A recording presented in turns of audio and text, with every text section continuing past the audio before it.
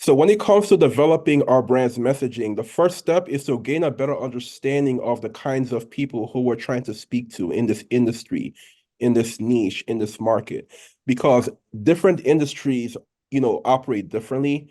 They all have different ways of thinking. So we're not trying to sell to everyone. We're trying to sell to a specific market.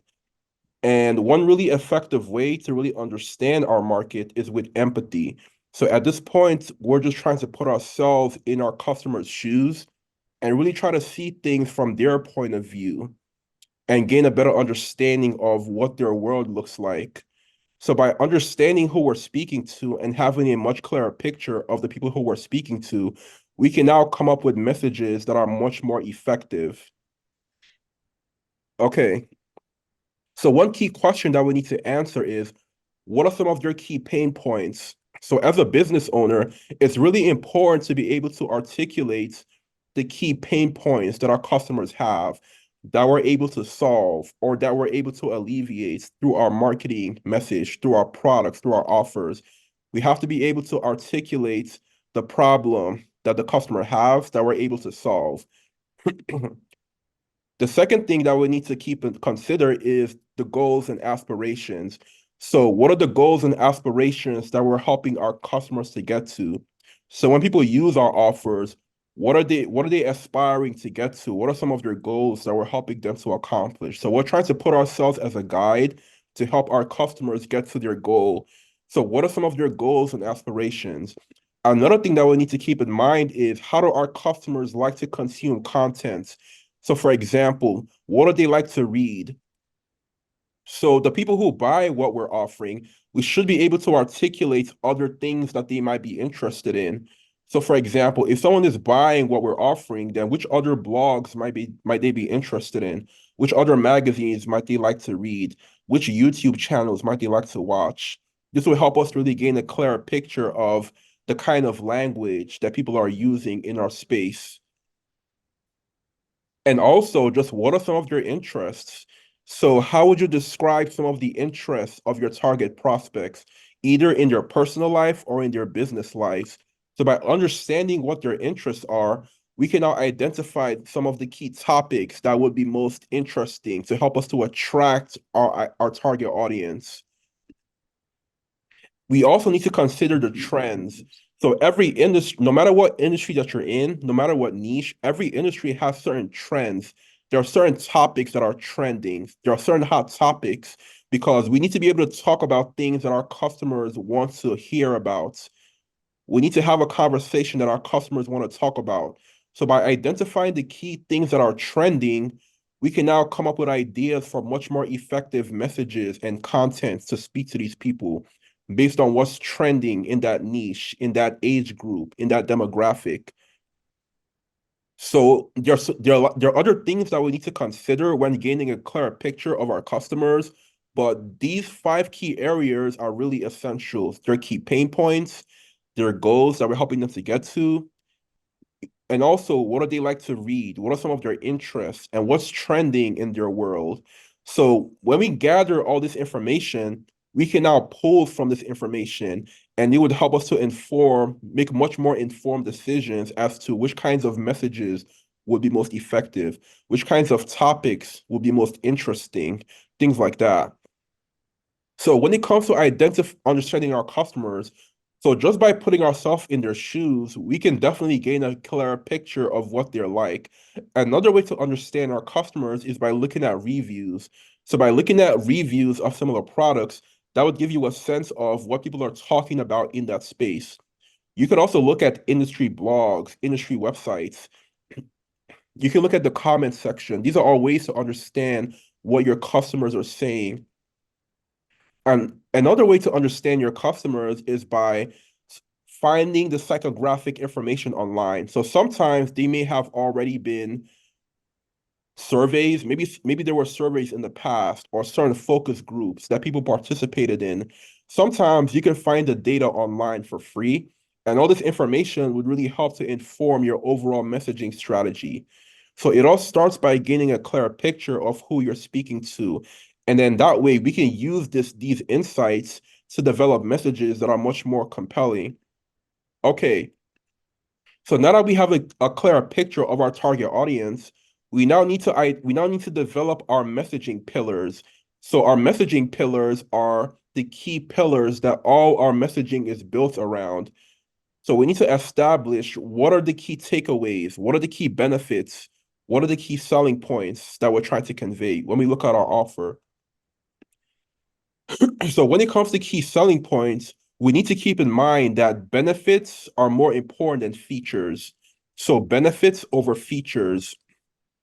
So when I say benefits over features, what I mean is that it's more important to talk about the benefits instead of the features. So instead of just the features, let's say you're selling a product, instead of the features, it's more important to talk about the benefits of the features because that's what really appeals to customers.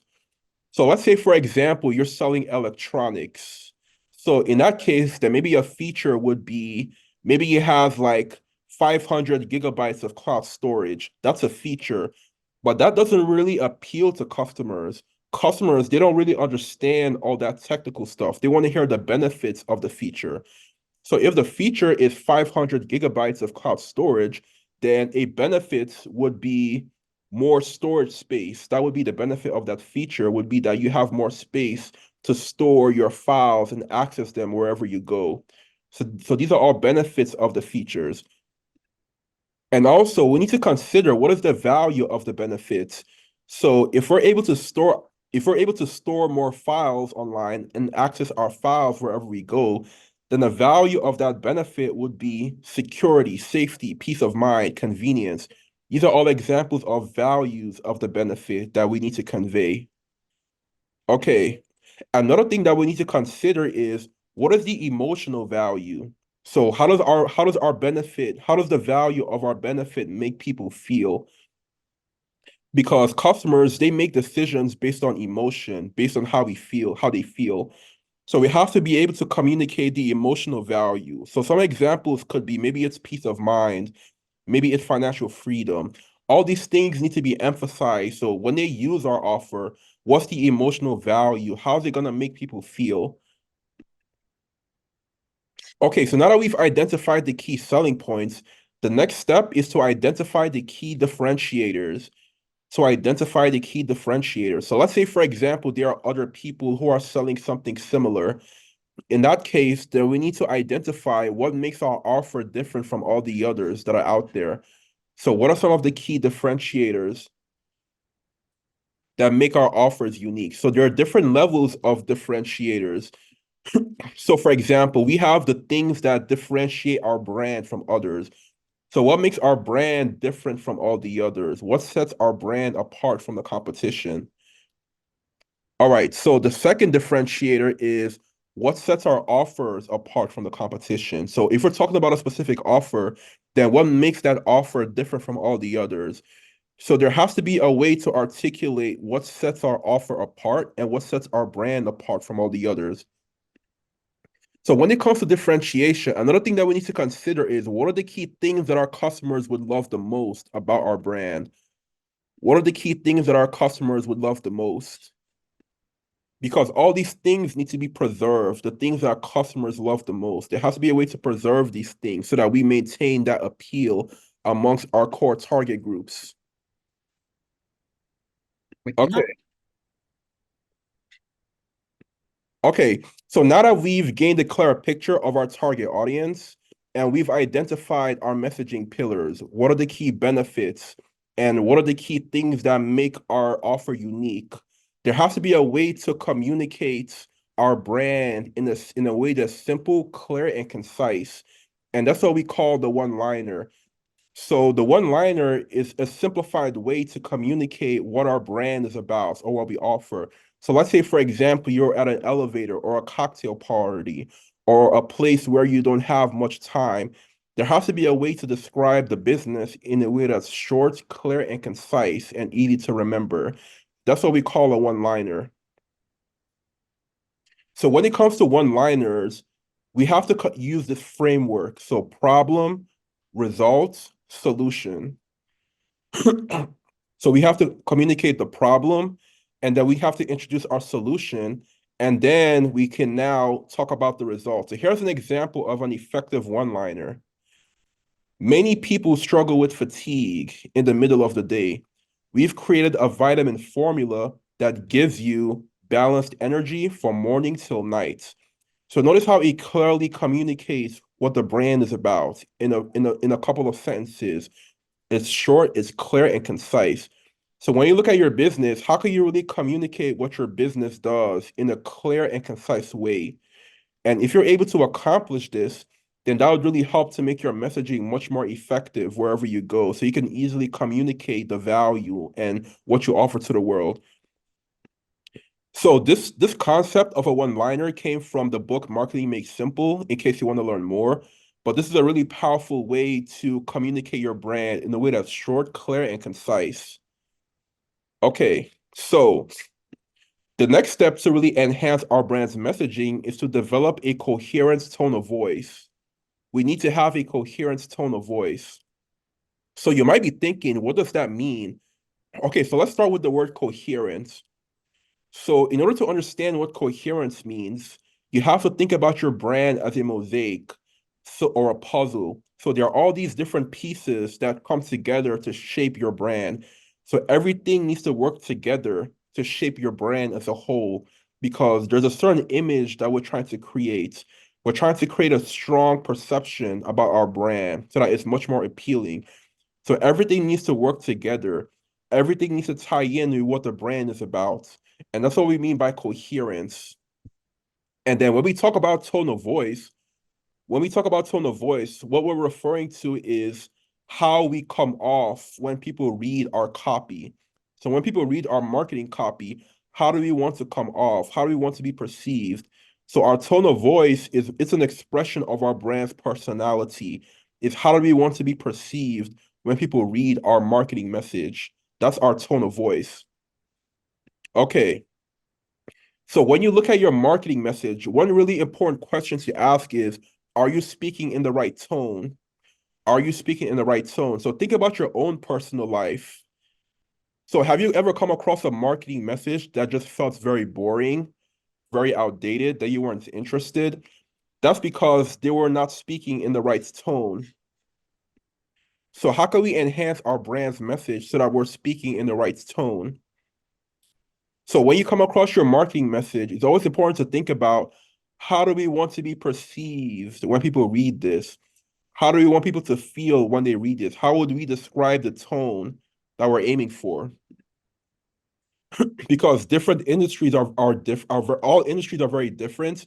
So we need to think about which tone of voice would be most appealing to speak to our target audience. So let's say, for example, do we want to sound more colloquial to appeal to younger audiences?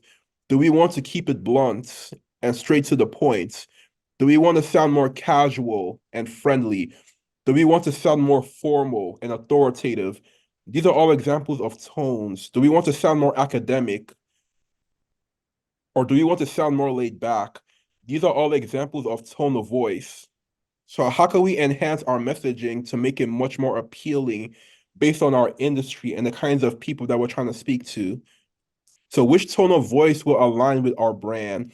So your brand's tone of voice, it needs to align with the personality. How do we want to be perceived? And we need to keep it consistent across all our marketing, whether it's an e-blast, whether it's a social media presence. Everything needs to be consistent with our brand and the image that we're trying to convey. And also, how can we spice it up a bit? So your brand's tone of voice is kind of like cooking. So if you're cooking a nice meal, then every meal has something about it that adds that flavor. So every meal has to have good spicing or that seasoning to really make it much more delicious. So that's the same with your tone of voice is, what can you add to your tone of voice to spice it up a little bit?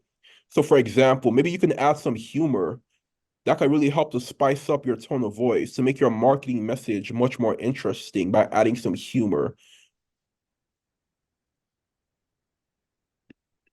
Okay, so now that we've talked about tone of voice, the next is headlines.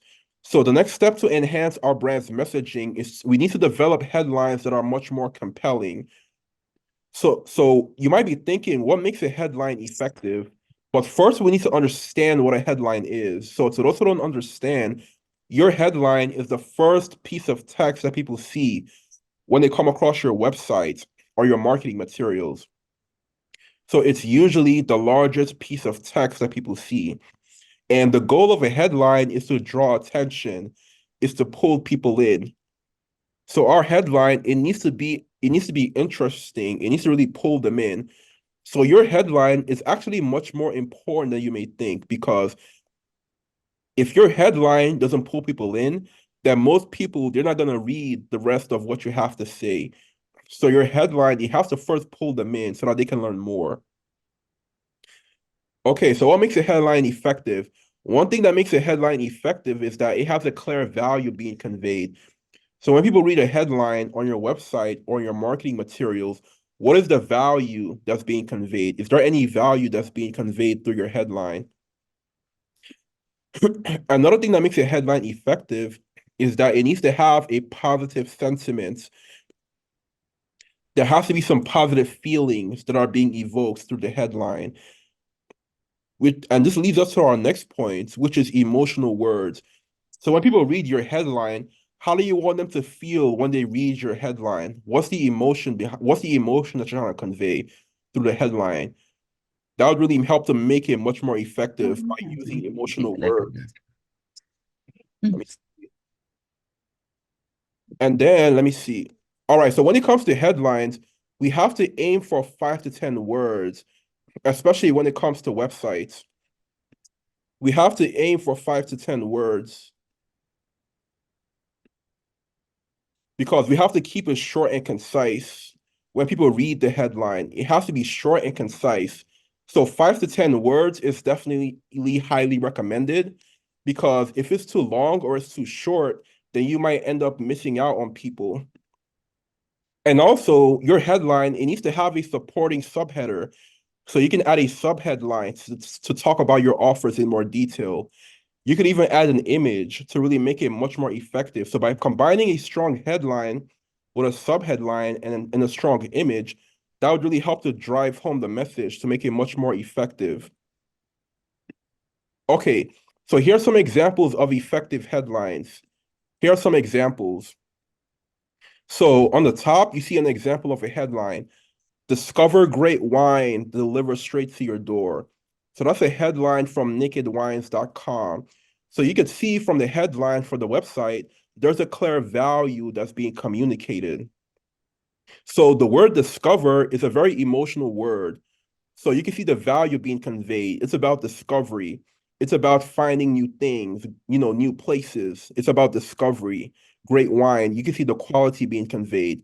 And the word and the phrase straight to your door, that really helps to communicate the convenience, the speed of delivery. So discover great wine delivered straight to your door. That's a really effective headline that clearly communicates the value. And then they also included a subheadline to talk about it in more detail: your direct access to the world's best independent winemakers. And then they have a call to action at the bottom to get started. So when people land on the website, they have a clear picture of exactly what they can do here, why they should do it, and how they can get started. So it's clear, it's concise, it's simple. Notice the imagery in the background. Notice how the imagery helps to convey the message of the best winemakers. You can see a winemaker in a vineyard. You can see the sunlights, the scenery. That really helps to drive home the message to make it much more effective. Notice the contrast. The text really pops on the background. It's easy to read. All these things help to make a very strong first impression when people arrive on the website. Okay, another example of an effective headline is by Uber. So if you look below, you see drive when you want, make what you need.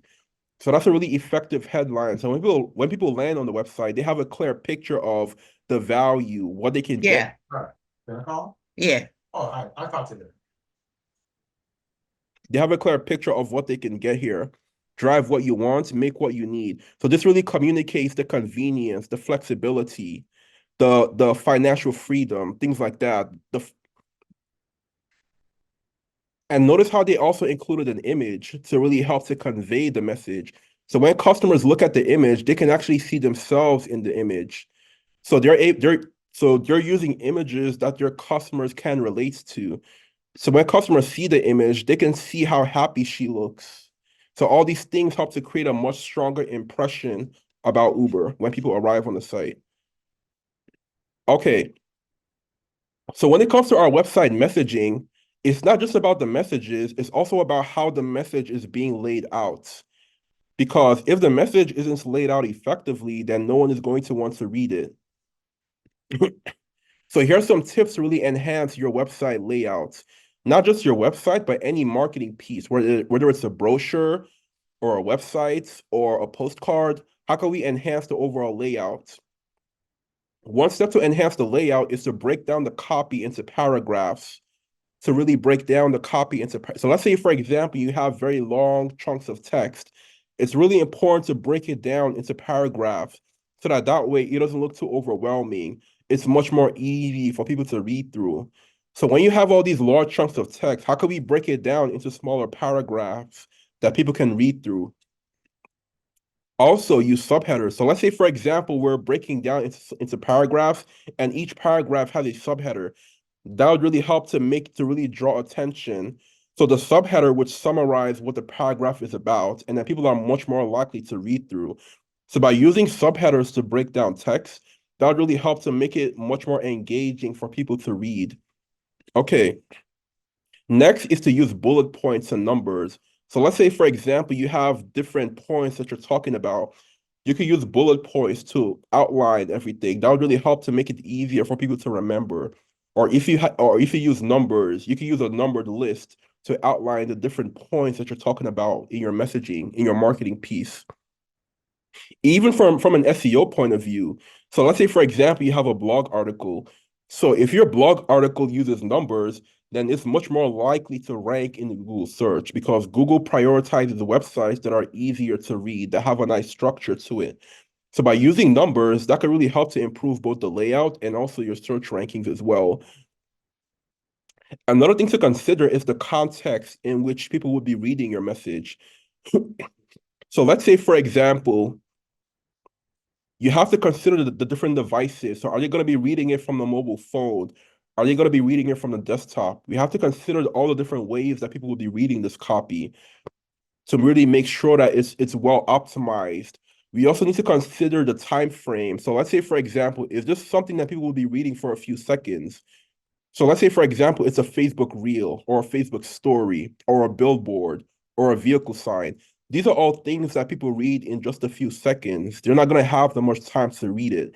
So if they're only going to read it in a few seconds, then we have to keep the message really short, clear, and concise. It has to be memorable so that they can read it in a few seconds, they can understand it, and they can remember it as well. And lastly is to use visuals. So when it comes to our website messaging, we have to use visuals and text hand in hand because some people like to read while some people prefer visuals. So we have to use both of them together hand in hand. It shouldn't be seen as separate. So anytime you have a piece of copy, we should always think about how can we communicate this message visually through stock images, through photography? How can we communicate the message to make it much more engaging for people to read? Okay, so here are the killers that we need to avoid when it comes to our marketing layouts. Here are the things that we need to avoid. So one thing that we need to avoid is tiny text. So let's say, for example, you have very tiny text on your website or on your phone. That would really make it much harder for people to read. So to you, it may seem fine, but other people might find it too tiny. So if you're using tiny text in your marketing, then that definitely needs to be improved. Another thing to avoid is industry jargon. So if you're using lots of big words that people don't understand, all these things will make your messaging harder for people to read. So when it comes to our messaging, we have to simplify it as much as possible. We have to avoid industry jargon and using complicated concepts that people don't understand. Okay, and another thing that we need to avoid is low leading. So to those who don't know what leading is the spacing between the lines of text in a layout. So it's the spacing between the lines of text. So if you have very low spacing between the lines of text, that would make your paragraphs look very overwhelming, very congested, very cluttered. So if you don't have any much spacing, then we need to add more spacing so that the text can breathe, so that it's much easier for people to read. That's what we call the leading. Okay. Another thing to avoid is long lines of text. So have you ever come across a website that the text reads all the way across the screen? So you have to like move your head to read through the whole website because everything just goes from left to right. So that's a really bad design taste. So we need to avoid lines of text that are very long. We have to keep the layout at a certain width so that it's not too long, so that people can easily read through, scan through the different lines of text. Okay. And last but not least is low contrast. So low contrast is one of the biggest killers of a layout. So let's say, for example, if you have white text on a gray background, on a light gray background, that would make it much harder for people to read. So if you have very low contrast, that's definitely something that you need to avoid. Or let's say, for example, you have your text on top of a picture background. You have to make sure that you have good contrast, that people can read it on all the different devices that they're going to be reading it from. So by following all these tips, you can definitely improve your conversion rates and make your layouts much more effective. Okay, so now we're going to talk about leveraging literary devices. So when we talk about storytelling in the context of branding and brand messaging, what we're talking about is we're trying to use the same tactics in literature and film to make our marketing message much more memorable, much more interesting. So that's what we mean by storytelling, is that we're using the same frameworks, the same literary devices to make your marketing message much more engaging, much more memorable, much more compelling. So how can we make our storytelling much more effective when we're communicating with our prospects? So one really effective way to approach this is to leverage literary devices. So you've probably come across literary devices, but you don't know what they were. But different books, they all have different devices that they use to make their story much more interesting, much more easy to remember. And this can be seen in so many different novels, so many different stories. So it may seem simple, but these tools that I'm actually about to show you are actually very powerful tools that you could apply to your marketing. Okay, so one example of a literary device is analogy. So by using analogy, you can take a really complicated concept and you can communicate it in a way that's very easy that even a child will understand. So analogies are a really powerful tool to make your marketing message much more effective. So to those who don't know what an analogy is, it's all about comparisons. So let's say, for example, you're trying to communicate a concept that's very hard to communicate, that most people don't understand. So by comparing it with something more simple that people already understand, that would make that message much more easy for people to grasp because you're comparing it to things that they are already familiar with. You're telling stories that they can relate to. You're using concepts that they can relate to. That's what we mean by analogy, is that you're comparing it to things that are much more simple. Okay, so one example of an analogy was, let's say, for example, I'm trying to communicate the relationship between branding and marketing. I'm trying to communicate the relationship between branding and marketing. So instead of going to all the details and being too complicated, one way that I can communicate the difference is by comparing marketing to an instrument and branding to a melody. So that could really help to make it much more easy for people to understand the relationship. So marketing is more like an instrument. It's the mechanism that you use to take strangers and turn them into loyal customers. But branding is more like the melody. So marketing is more of a mechanism, but branding is more focused on the senses, the experience that people have. It has to resonate with them. So branding is more like a melody, while marketing is more like your sales funnel. It's the mechanism that you use to take people from awareness to a loyal customer. Let me see. Another way to use analogy is, let's say, for example, let me see, you're trying to explain a digital ledger to people who don't understand what that is in blockchain. So how would you explain a digital ledger in blockchain in the way that people can understand? So one way you could do that is by comparing it to like your everyday bank. So everyone has like a bank that they go to, and your bank would probably let you know all your debits and credits for that month. That's because they have a digital ledger. But the difference is that with the blockchain doesn't need a bank. It operates on its own. So by making that comparison, you can make it much easier for people to understand. So analogies are really powerful, especially in the B2B space, or if you're a tech company, you're using lots of concepts that people don't understand. You can use analogy to make it much more simplified. Another really powerful literary device is the tricolon. So it may seem simple, but it's actually very powerful. So by using a tricolon, you can make your message much more easy for people to remember. So there's something about tricolons. So one example of a tricolon you've probably heard is I came, I saw, I conquered. That's a famous tricolon. So by having things in trees, that would really make it very memorable, much more easy for people to remember. It's a very powerful tool that you could apply to your marketing message. It's not as simple as it seems. It will make your messaging very effective, very memorable. So if you're looking for ways to make your messaging memorable, then you should definitely consider tricolons. So how would you describe the benefits of your offer using tricolon? So one example of a tricolon is "I it, try it, buy it" by Chevrolet. So you can see how Chevrolet, they use a tricolon to communicate their sales process. They're trying to make their sales process look very simple. It's easy as ABC, "I it, try it, buy it." That's a really powerful way to make their sales process much more simplified.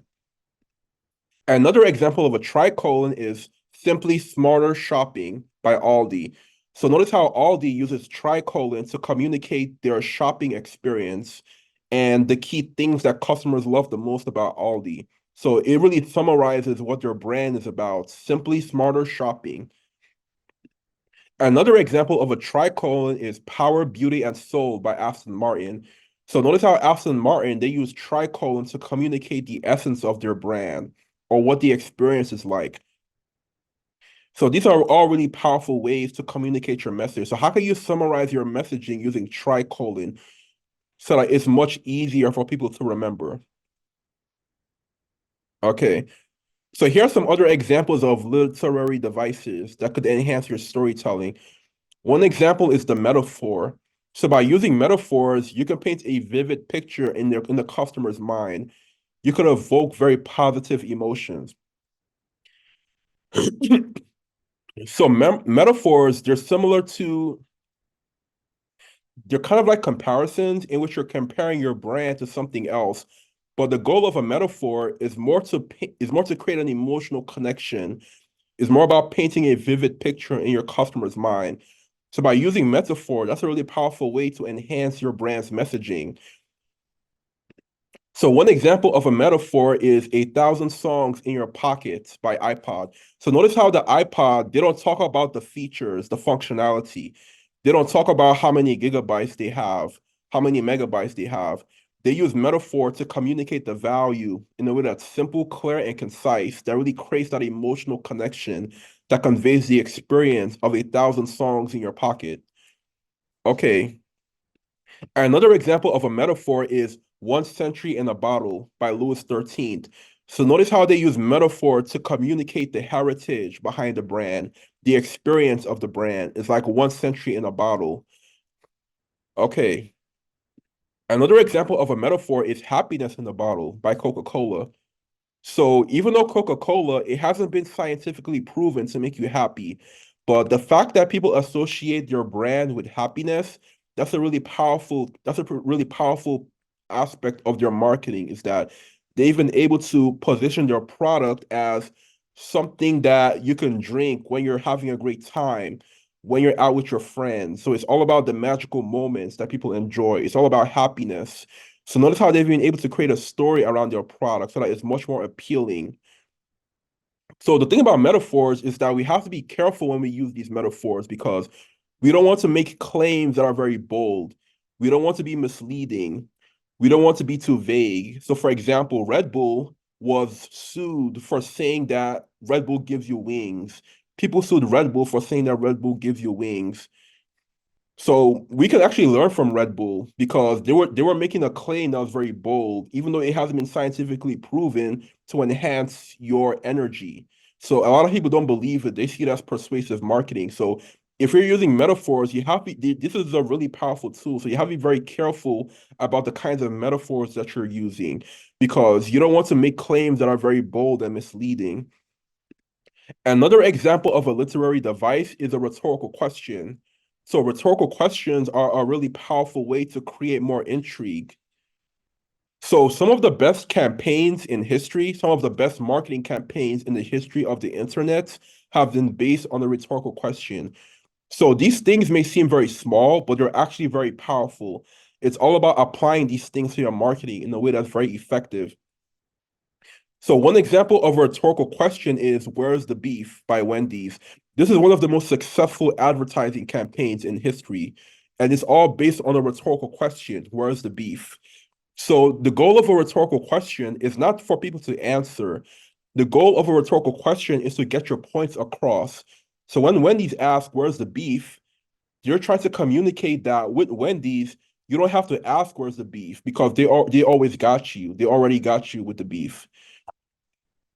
So this was a really effective campaign, and it was one of the most successful in history. So these literary devices, they can be really effective if you're putting together a campaign, if you're putting together a marketing piece, even coming up with a name for your brand, or if you're coming up with a tagline. All these literary device kits can be utilized to make it much more effective. Another example of a rhetorical question is "Will it blend?" by Blendtec. So this is one of the most powerful, this is one of the most viral campaigns in the history of the internet. Like this campaign was so successful and it was all based on a rhetorical question, will it blend? So to those who don't know, Blendtec is a brand that sells blenders and kitchen appliances, and they were trying to come up with a campaign concept. So instead of talking about the features and benefits, they just use a rhetorical question, would it blend? And then they had these campaigns in which they would put different items into their blender to see if it would blend. And this really helped to create more intrigue and it really went viral. So the goal wasn't to answer the question. The goal was to communicate that the power of your blenders, that your blender is so powerful that anything can be blended with BlendTech. So this was a really powerful marketing piece. Another literary device is "Can You Hear Me Now" by Verizon. So with this rhetorical question, they're trying to communicate that with Verizon, you always have coverage. So you don't have to worry about if people can hear you now. So when you look at all these metaphors and these rhetorical questions, you can now start to think of how can I communicate my brand much more effectively using metaphor to paint a vivid picture? How can I ask a rhetorical question to create more intrigue? Things like that. How can I use analogy to make my concepts easier to understand? These are all effective literary devices. Okay. All right, so here's some final tips. So when it comes to our marketing message, it's really important to create interest before selling. So you can't sell me anything if you haven't yet grabbed my interest. So before selling me anything, you have to first create interest. There has to be a way to spark that conversation with a prospect. There has to be a way to create that interest before you're selling them anything. Secondly, we have to present the problem before the solution.